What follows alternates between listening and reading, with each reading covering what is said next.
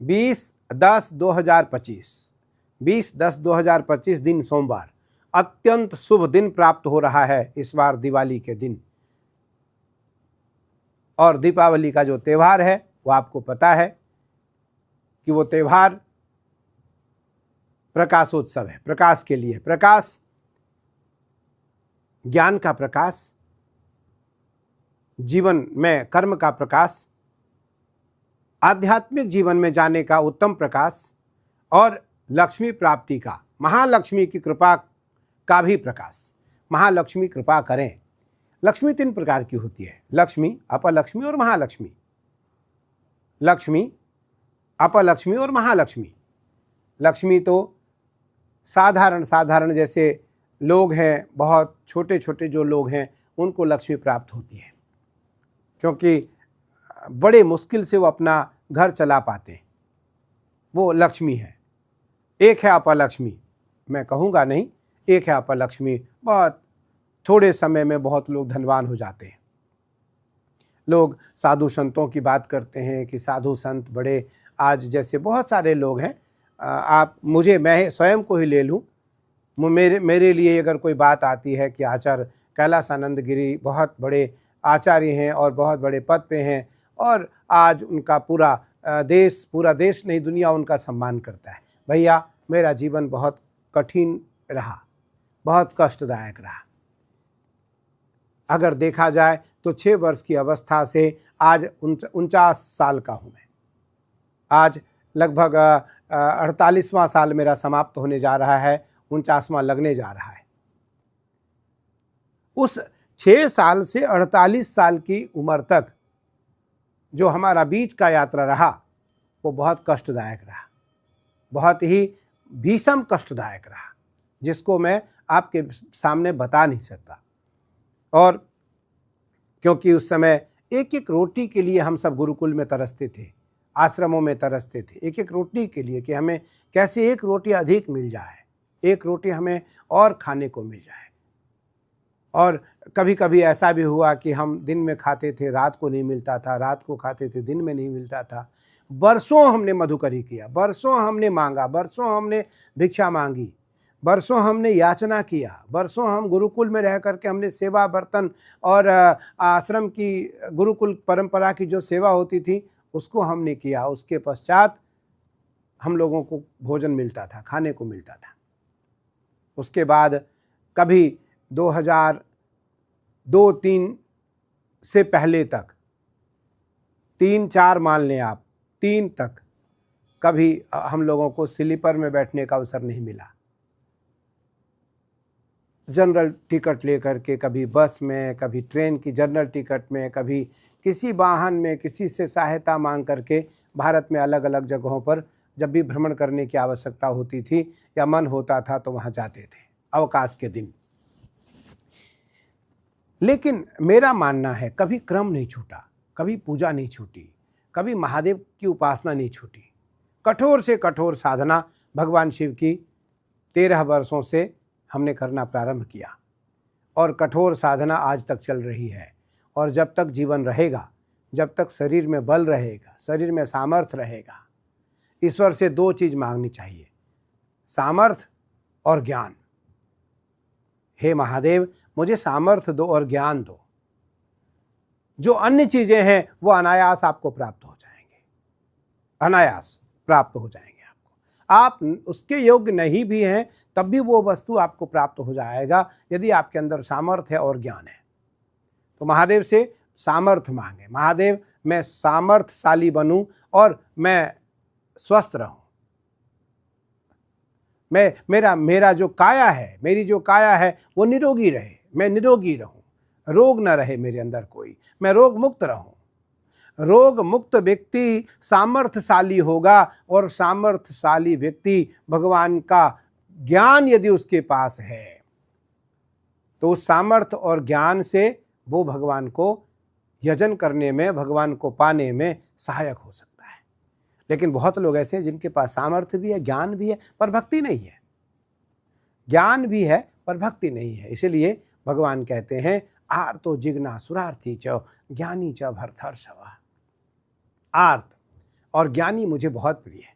मुझे दुखी, जो मेरे लिए रोता है, मेरे लिए रुदन करता है, मेरे लिए अश्रुपात करता है, मेरे लिए निरंतर चिंतित रहता है, मेरा चिंतन करता है, चिंतित भी रहता है और मेरी चिंता करता है, और ज्ञानी है, वो मुझे अत्यंत प्रिय है पार्थ। तो इसलिए जीवन काल का जो श्रेष्ठ नियम है, उन श्रेष्ठ नियमों में धन तो है, आता है, लेकिन धन के लिए अन्य व्यक्ति है। यदि आपके पास सामर्थ्य, ज्ञान और भक्ति है तो धन आपके पास आ जाएगा। भगवत कृपा से वो वस्तु की प्राप्ति आपको हो जाएगी जितने की आवश्यकता आपको है, जितने की आवश्यकता आपको है, जितने के आप लायक हैं, ठाकुर आपको देगा, माई आपको देगी, महादेव आपको देंगे। तो इसलिए आप उसके लिए अपने जीवन को न भटकाओ, उसके लिए अपने जीवन को आप भ्रमित न करो, उसके लिए आप कर्म कांड को न छोड़ो। सबसे पहले उपासना कांड है, फिर कर्म कांड है, फिर भक्ति कांड है। तो ये दीपावली उपासना का है, ये दीपावली उपासकों का है, ये उपासना के लिए है। इसलिए इस दिवाली का जो त्यौहार है, दीपावली का जो त्यौहार है, इसको महारात्रि कहा गया है। और महारात्रि में महालक्ष्मी की अगर कोई उपासना करता है तो निसंदेह महालक्ष्मी उस पर कृपा करेंगी। तो इस बार 20 अक्टूबर 2025, 20/10/2025 दिन सोमवार को अमावस्या का त्यौहार लग रहा है। और क्योंकि वो दिन इतना महत्वपूर्ण है, वो दिन इतना श्रेष्ठ है, दिन में 2:33 से, दिन में 2:33 से अमावस्या लग रही है। दिन में 2:33 पर दीपावली का शुभ त्यौहार प्रारंभ हो रहा है। यदि कोई अपने घरों में, अपने प्रतिष्ठानों में, अपने दुकानों का, अपने शोरूम का उद्घाटन करना चाहता है, तो उस दिन आपको दिन में 2:13 से दिन में 3:44 तक आप अलग अलग प्रतिष्ठानों का उद्घाटन कर सकते हैं। अलग अलग प्रतिष्ठानों का उद्घाटन कर सकते हैं आप, दुकान का उद्घाटन कर सकते हैं आप, प्रतिष्ठानों का उद्घाटन कर सकते हैं आप, प्रतिष्ठानों में पूजा कर सकते हैं आप, शोरूम में पूजा कर सकते हैं। क्योंकि एक पूजा आपको शोरूम में करना होगा, एक दुकान में या फैक्ट्री में करना होगा, एक पूजन आपको घर में करना होगा। तो जो पहला पूजन है वो दिन में 2:13 से 3:44 तक जो अवसर आपको प्राप्त हो रहा है, उस अवसर में आप अपने प्रतिष्ठानों का उद्घाटन करें, प्रतिष्ठानों का पूजन करें। उसके बाद आप वहाँ दिव्य पूजन का अर्थ होता है सबसे पहले गणेश पूजन, गणेश पूजन के बाद नवग्रह इत्यादि का थोड़ा ध्यान, और श्री सूक्त के कुछ पाठ। उसके पश्चात आप वहाँ दीपक इत्यादि जलाएं, दीपक जलाने के पश्चात आप वहाँ पूजन इत्यादि करें, और फिर आकर के आप घर में अपने प्रतिष्ठानों का पूजन करने के पश्चात आप घर में आकर के पूजन करें। घर का जो पूजन है, मंदिर का जो पूजन है, वो पूजन का मुहूर्त भी श्रेष्ठ मुहूर्त इस बार सर्वोत्तम काल प्राप्त हो रहे हैं। वो सर्वोत्तम काल स्थिर लग्न कब से है? तो सायंकालीन 6:51 से 8:48 तक है। 6:51 से सायंकालीन गोधूली बेला जो पहला पूजन है, जिसको स्थिर वृष लग्न कहते हैं, उस वृष लग्न में 6:48, 6:51 से 8:48 तक यह मुहूर्त आपको प्राप्त हो रहा है। इस मुहूर्त में सबसे पहले तो आप शुद्धिकरण, ब्राह्मण क्योंकि रहता ही है आपके घर में, जो श्रेष्ठ कर्मकांडी लोग हैं, यजमान हैं, श्रेष्ठ भक्तजन हैं, वो नित्य का भी पूजन है और प्रतिवर्ष का पूजन है। उस प्रतिवर्ष के पूजन में आपको श्रेष्ठतापूर्वक जो विद्वान ब्राह्मण हैं, विद्वान लोग हैं, वो आपको जरूर बताएंगे और बताते ही हैं, बताते होंगे। तो उस काल में आपका जो पूजन है वो पूजन अत्यंत श्रेष्ठदायी है। लेकिन वो पूजन क्योंकि बहुत समय तक नहीं मिलता है, वो रात आपको थोड़े समय, क्योंकि आप ऐसा मान लीजिए 6:51 से लेकर के 8:44, 8:48 तक आपको ये लग्न प्राप्त हो रहा है। लगभग 2 घंटे का समय आपको प्राप्त हो रहा है।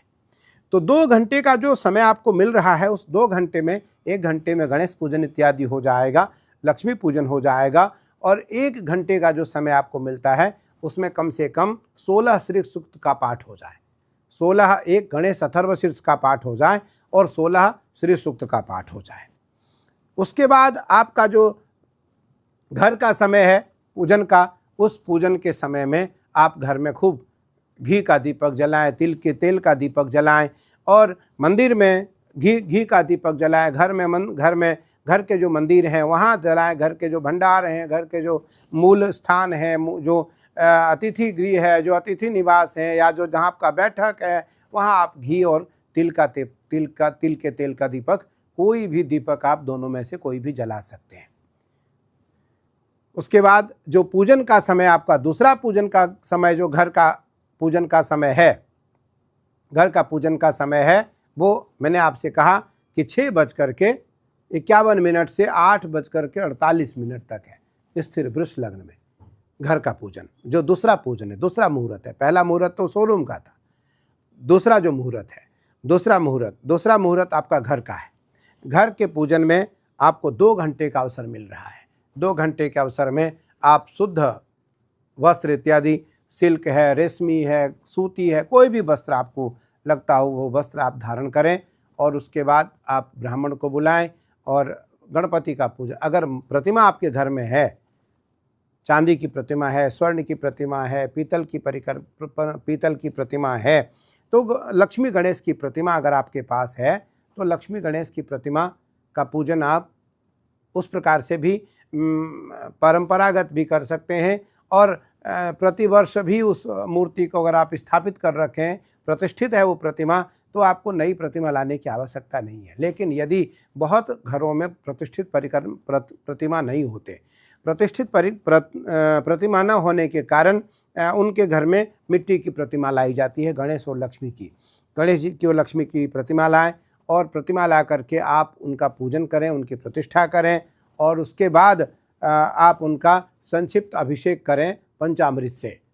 फिर श्री सूक्त का पाठ करें, गणेश अथर्वशीर्ष का पाठ करें, श्री सूक्त का पाठ करें, और श्री सूक्त के पाठ के पश्चात आप जो है गणपति भगवान से प्रार्थना करें। उनको दूर्वा है, मोदक है, जो आपको अच्छा लगता हो वो आप उनको अर्पित करें। उसके बाद आता है रात्रि का काल, जो सर्वोत्तम तीसरा मुहूर्त है। सर्वोत्तम तीसरा मुहूर्त है वो है महानिशा, जिसको महारात्रि कहा गया है। और महालक्ष्मी, क्योंकि मैंने आपसे कहा था लक्ष्मी, अपलक्ष्मी और महालक्ष्मी केवल साधना से आएंगी। महालक्ष्मी केवल साधना से आएंगी। महालक्ष्मी का केवल जो आगमन आपके घर में होगा, वो आगमन केवल उपासना से होगा, तप से होगा, साधना से होगा। कर्मकांड दिव्य मुहूर्त में आप करेंगे, विधि सम्मत आप करेंगे, तो महालक्ष्मी जरूर कृपा करेंगे। और महालक्ष्मी बताया गया है कि सुख संपत्ति सब बिनई बुलाए, धर्मशील पही जाए सुहाए। मुझे चौपाई याद आ गई। तो धर्मशील पही जाए सुहाए, सुख संपत्ति सब बिनई बुलाए, धर्मशील पही जाए सुहाए। गोस्वामी जी लिखते हैं कि जो धर्म पारायण पुरुष है, शील अर्थात दयावान पुरुष है, उसके घर में, उसके आश्रम में, उसके मंदिर में, उसके प्रतिष्ठान में, उसके राज्य में लक्ष्मी आकर के आनंद की अनुभूति का एहसास करती है। सुख संपत्ति सब बिनहि बुलाए, बिना बुलाए आपको आवाहन करने की आवश्यकता नहीं पड़ेगी। अगर आप धर्मशील हैं, कर्मकांड के प्रति, धर्म के प्रति, सनातन परंपरा के प्रति, अपने धर्म के प्रति, अपने स्वधर्म के प्रति यदि आप रुचि रखते हैं, तो धर्मशील पही जाए सुहाए, वो आपके घर में आकर के अत्यंत प्रसन्नता से घर में रहेंगी और प्रसन्नता महसूस करेंगी और आपको भी आनंद में रखेंगी। नहीं तो ऐसा कोई आवश्यक नहीं है कि धन होना आपके लिए सब कुछ है। आपके घर में धन है तो सब कुछ है, बिल्कुल नहीं है। बहुत लोगों के घर में धन है लेकिन शांति नहीं है। बहुत लोगों के घर में धन है पर स्वस्थ नहीं है। बहुत लोगों के घर में धन है पर एकता नहीं है, समता नहीं है, विषमता है। तो गोस्वामी तुलसीदास जी महाराज लिखते हैं कि जहाँ सुमति तहाँ संपत्ति नाना, जहाँ कुमति तहाँ विपत्ति निधाना। जहाँ सुमति है वहाँ संपत्ति है, जहाँ कुमति है वहाँ विपत्ति है। इसलिए सुमति अर्थात स्वमति, सुमति होना अत्यंत आवश्यक है। सुलक्षण व्यक्ति होना, सुलक्षणा आपके घर में आपकी धर्म पत्नी, आपके परिवार में आपकी महिलाएं, आपकी स्त्रियां और आप सुलक्षण स्वभाव होना अत्यंत आवश्यक है। तो गोस्वामी तुलसीदास जी महाराज लिखते हैं रामचरितमानस में, मुझे चौपाई अचानक याद आई कि सुख संपत्ति सब बिनहि बुलाए, धर्मशील पहि जाय सुहाए। आपके घर में महालक्ष्मी आकर के प्रसन्न रहेंगी, लेकिन कब? जब आप स्वधर्मी होंगे, जब आप धर्मावलंबी होंगे, जब आप सनातन के प्रति, स्वधर्म के प्रति, अपने धर्म के प्रति रुचि रखेंगे। तो इस महानिशा जो 20/10/2025 दिन सोमवार, क्योंकि दिन में अमावस्या लग रहा है इसलिए रात्रि काल में अमावस्या है।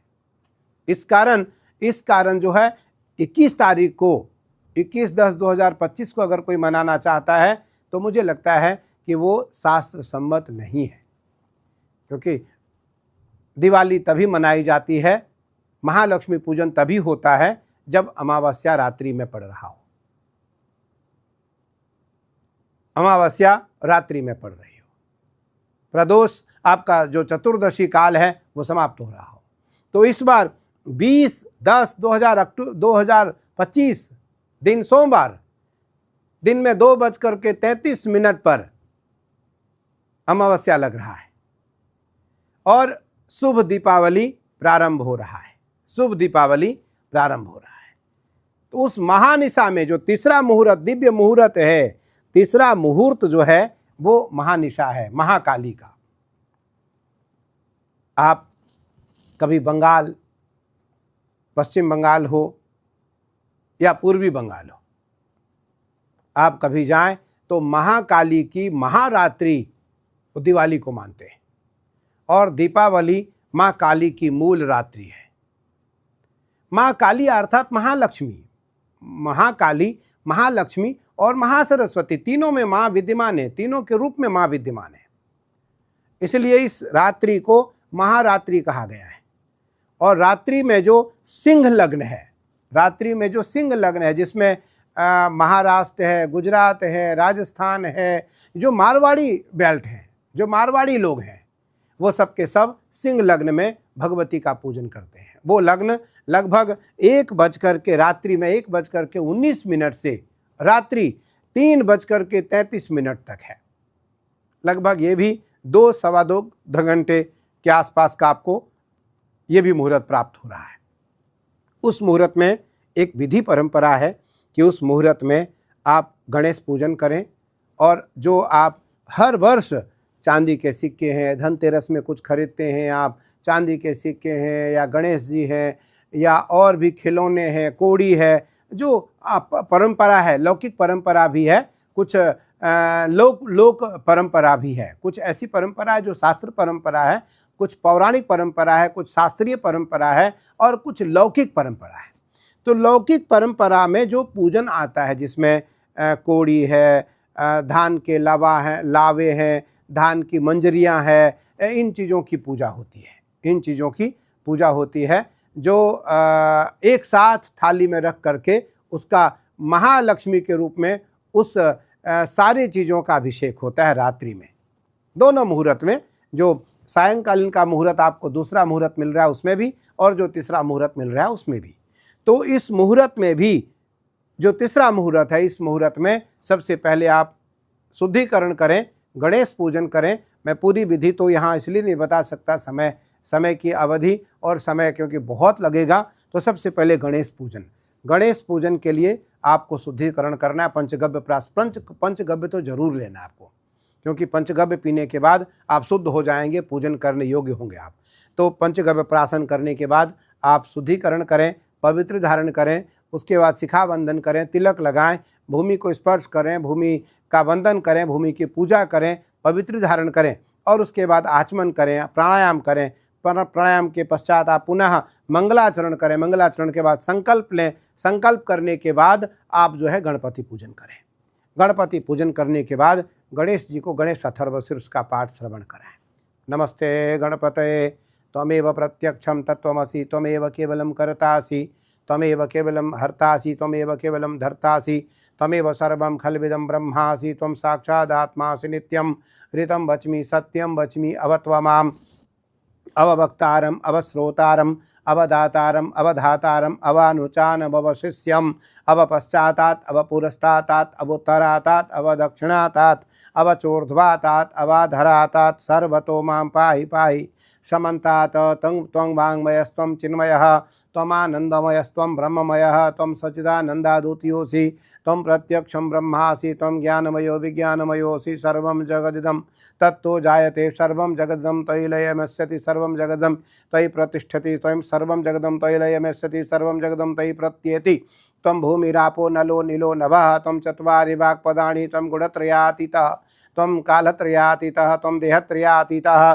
त्वं मूलाधारस्तोऽसि नित्यं त्वं शक्तित्रयात्मकः त्वां योगिनो ध्यायन्ते नित्यं त्वं ब्रह्मा त्वं विष्णुस्त्वं रुद्रस्त्वं इन्द्रस्त्वं अग्निस्त्वं वायुस्त्वं सूर्यस्त्वं चन्द्रमास्त्वं ब्रह्मभूर्भुवः स्वरं गणादिं पूर्वमुच्चार्य वर्णादिं तदनन्तरम् अनुस्वारः परतरः अर्धेन्दुलसितं तारेलरिद्धम् एतत्तवमनुस्वरूपं गकारः पूर्वरूपम् अकारो मध्यम रूपम अनुस्वारश्चान्त्यरूपम बिन्दुरुत्तररूपम नादः संधानं संहिताः संधि शेषाः गणेश विद्याः गणकृषि निचुरत गायत्री छंदः गणपतिर्देवता ओं गं गणपतये नमः एकदन्ताय विद्महे वक्रतुण्डाय धीमहि तन्नो दन्ति प्रचोदयात् एकदन्तं चतुर्हस्तं पाशमङ्कुशधारणम् अभयं वरदं हस्तिर्बिभ्राणं मुसकध्वजं लम्बोदरं शूर्पकर्णकं रक्तवाससं रक्तगन्धानुलिप्ताङ्गं रक्तपुष्पे सुपूजितं भक्त्यानुकम्पिनं देवं जगत्कारणमच्युतम् आविर्भूतं च सृष्ट्यादौ प्रकृते पुरुषात् परम् एवं ध्यायत्यु नित्यं स योगी योगिनां वरः नमो भ्रातपतये नमो गणपतये नमो प्रमथपतये नमस्तेस्तु लंबोदराय एकदन्ताय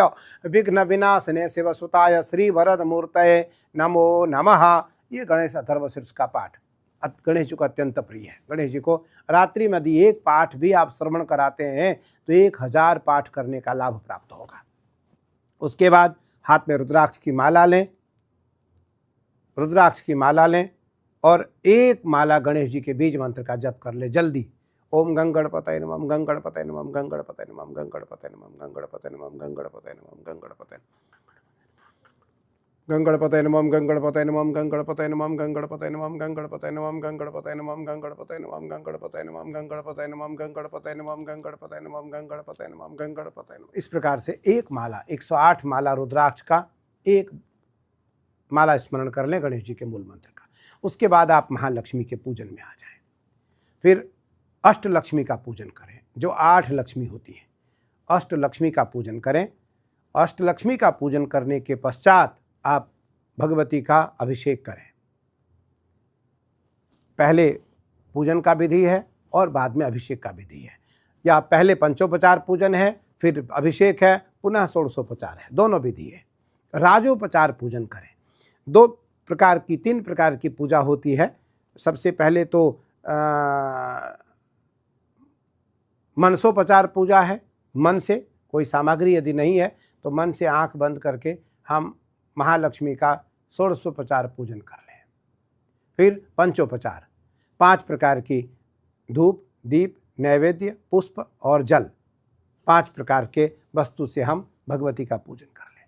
और तीसरा जो विधि है वो षोडशोपचार 16 प्रकार की विधिवत पूजन सामग्री आप मंगवाएं। छोटी छोटी सामग्री, कोई बहुत नहीं लगता, और 16 प्रकार की सामग्री से आप महालक्ष्मी का पूजन करें।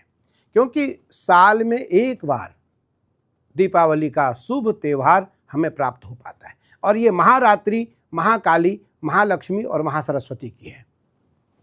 उसके बाद बहुत सारे जो व्यापार करने वाले व्यापारिक लोग हैं या आश्रम चलाने वाले जो लोग हैं, जहाँ लिखा जोखी रहता है, बहुत सारे जहाँ पुस्तक हैं, पेन हैं, रजिस्टर हैं, बही हैं, खाता बही है, उस पर भगवती का पूजन होता है। गणेश जी का स्वस्तिक लिखा जाता है, ओम लिखा जाता है, शुभ लाभ लिखा जाता है, लेखनी का पूजन होता है और उस लेखनी से या उस खाता बही से पूरे साल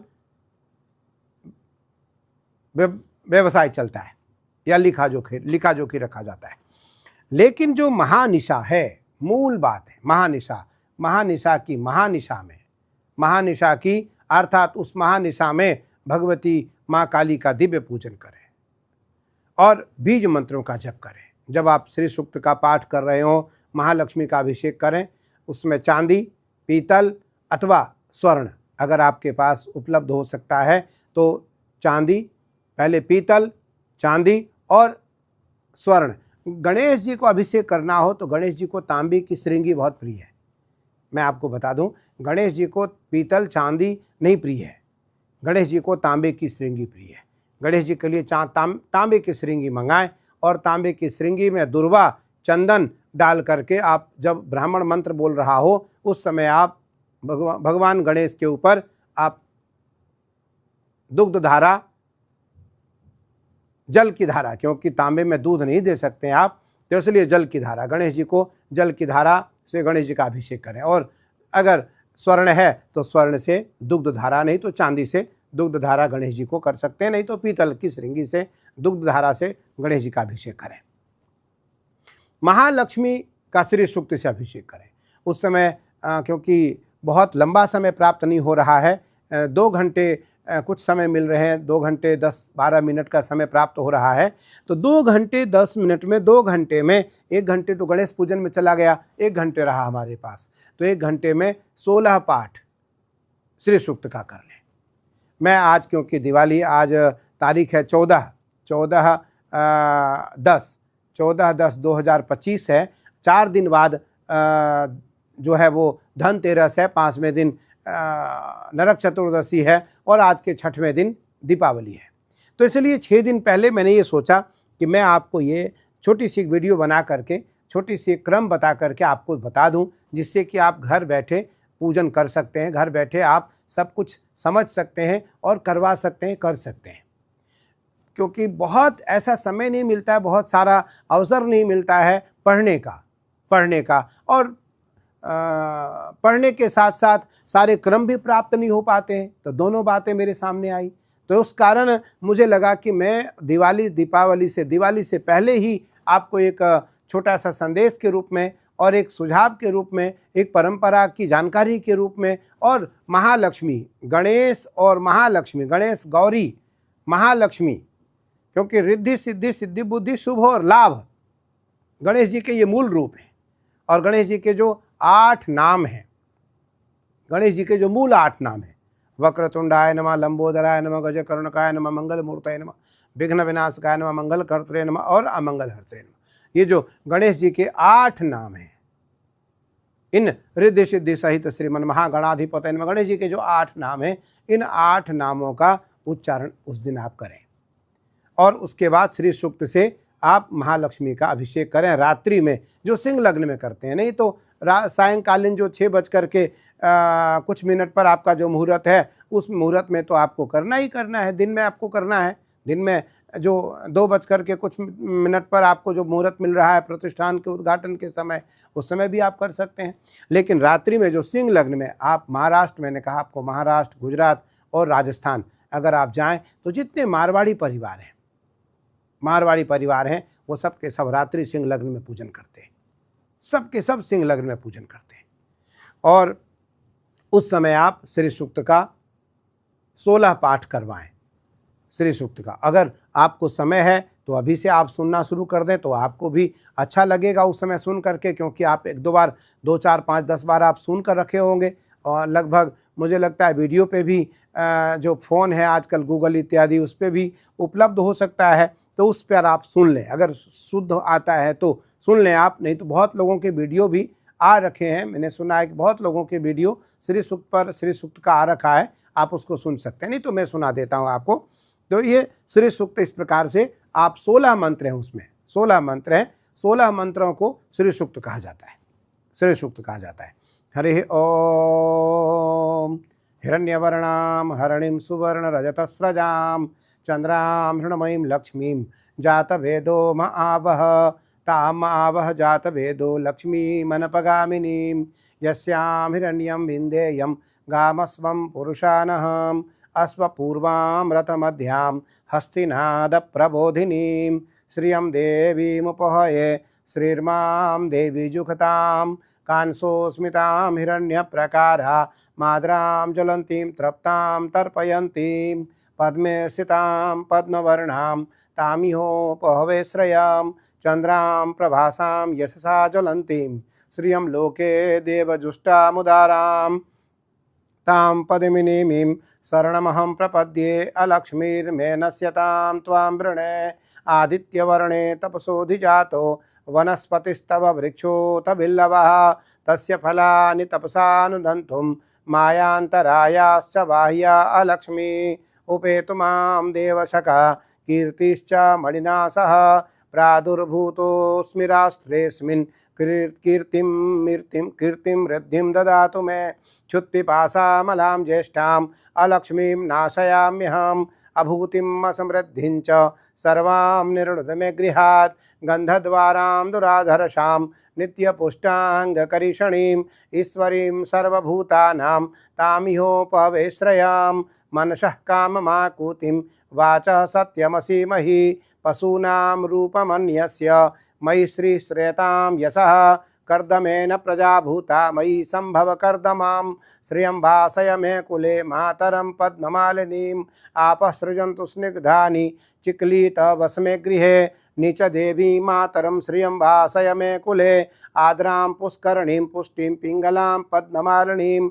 चन्द्रां हृण्मयीं लक्ष्मीं जातवेदो आवह ताम् आवह जातवेदो लक्ष्मीमनपगामिनीं यस्यां हिरण्यं प्रभूतं गावो दास्यो स्वानविन्देयं पुरुषानहं यः शुचि प्रयतो भूत्वा जुहुयादाज्यमन्वहं सूक्तं पञ्चदशरचञ्च श्रीकामः सततं जपेत्। ओम महालक्ष्मी च विद्महे विष्णुपत्न्ये च धीमहि तन्नो लक्ष्मी प्रचोदयात्।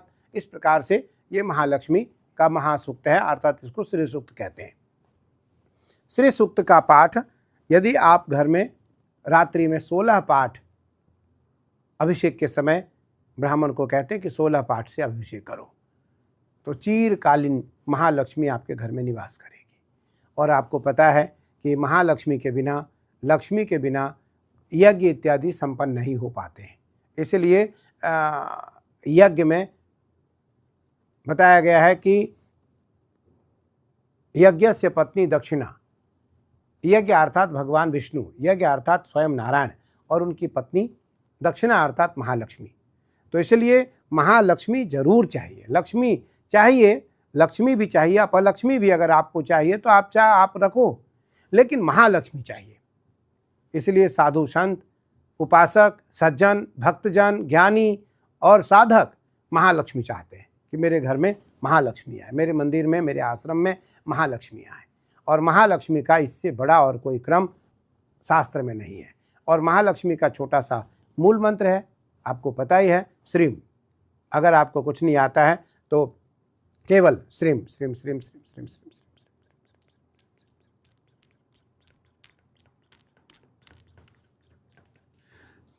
एक अक्षर का मूल मंत्र है, भगवती का बीज मंत्र है श्रीम।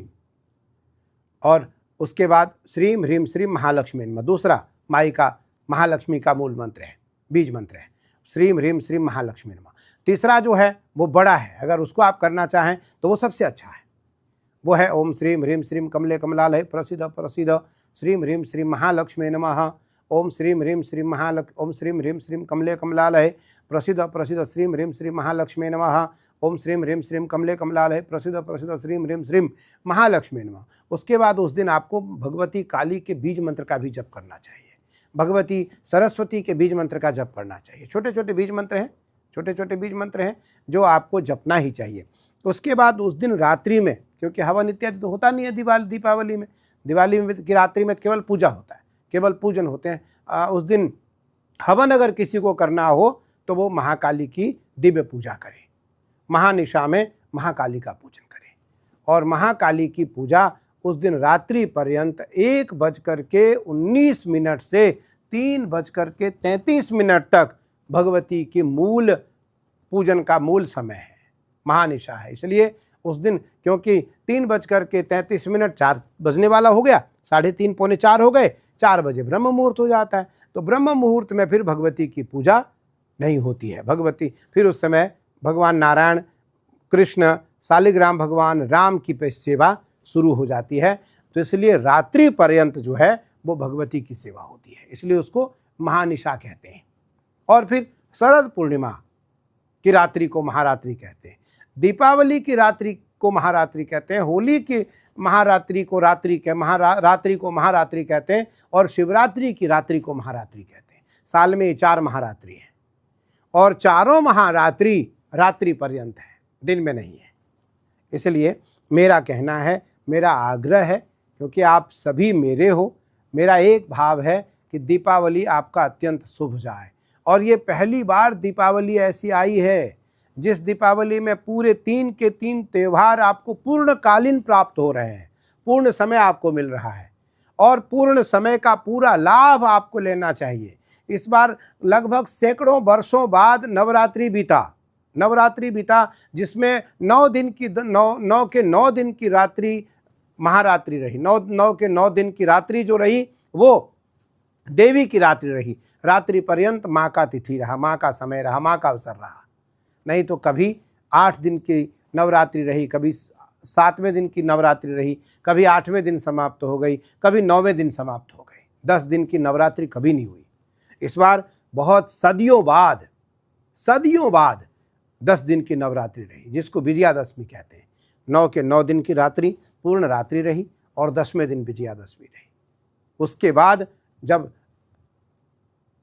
9 दिन की रात्रि को पूर्ण करेगा तो विजय का त्यौहार मनाएगा। तो इस बार दीपावली का जो भी त्यौहार है वो पूर्ण त्यौहार है, इसलिए आपको 3 दिन का पूर्ण त्यौहार मनाना है। और पूर्ण त्यौहार मनाने के बाद दूसरे दिन का जो दीपावली के दूसरे दिन प्रातः काल का समय आता है, वो दरिद्र नारायण की विदाई होती है। प्रातः काल में लोकाचार है, शास्त्रों में भी कुछ वर्णन है, लेकिन लोकाचार है। उस दिन सूर्योदय से पूर्व उठ करके, सूर्योदय से पहले किसी को, सूर्योदय के बाद किसी को सोना नहीं पड़ता है, सूर्योदय से पहले उठना पड़ता है। और सूर्योदय से पहले ही लगभग 4 से 5 के बीच में दरिद्र नारायण को घर से विदा करना पड़ता है। ये परंपरा है, विदा करना पड़ता है। और फिर अन्नकूट की त्यौहार मनाई जाती है। फिर दिन में अन्नकूट की त्यौहार मनाई जाती है। और फिर भैया दूज इत्यादि जो बड़े त्यौहार हैं भारत के लिए, वो महत्वपूर्ण है। इस बार भैया दूज का भी जो त्यौहार है पूरे दिन का है।